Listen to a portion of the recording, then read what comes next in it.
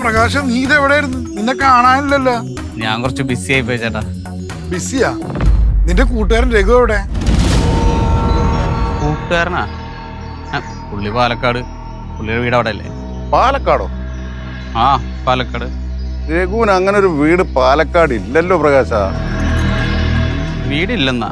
അല്ല, അതങ്ങനെ വക്കീലിനറിയാ? ഞാനൊരു വക്കീലല്ലേ പ്രകാശ. എടാ, അയാളുടെ മോളുടെ കല്യാണത്തിന്റെ ആവശ്യത്തിന് വേണ്ടി വീട് കച്ചവടം ചെയ്യണമെന്നല്ലേ പറഞ്ഞേ? അതെ. എന്തു പറ്റി? അല്ല, ഇപ്പൊ മകളും ഇല്ലേ? ഇല്ല, അങ്ങനെ ഒരു മകളില്ല. എന്നാ കേട്ടോ, രവിച്ചേട്ടൻ അങ്ങനെ ഒരു വീടും ഉണ്ട്, ഒരു ഭാര്യയും ഉണ്ട്, ഒരു മകളും ഉണ്ട്. ഞാൻ അവിടെ പോയതാ, ഭാര്യേനെയും മകളെയും കണ്ട്. പിന്നെ 3-4 പാർട്ടീനെ ആ സ്ഥലം കാണിക്കുകയും ചെയ്ത്.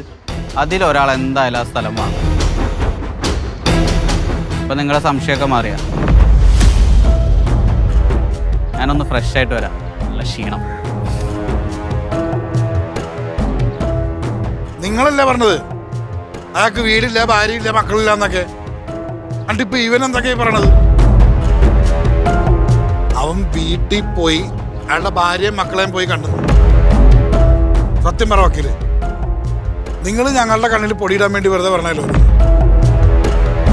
അവന് പൈസ ഇട്ട് കൊടുത്തത് രഘുവിന് തന്നെയാണോ? താനൊന്ന് പോടും.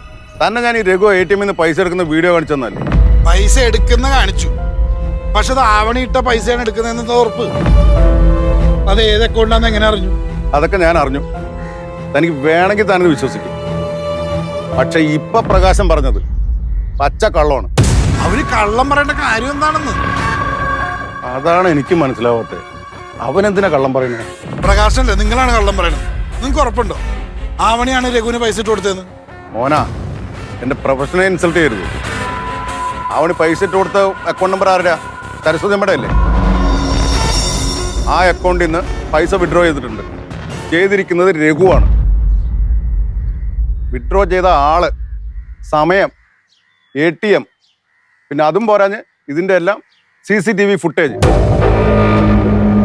മോനാ, എനിക്ക് ഉറപ്പാ, ഒന്നുകിൽ പ്രകാശൻ എന്തോ തെറ്റുപറ്റി, അല്ലെങ്കിൽ പ്രകാശൻ കള്ളം പറഞ്ഞു.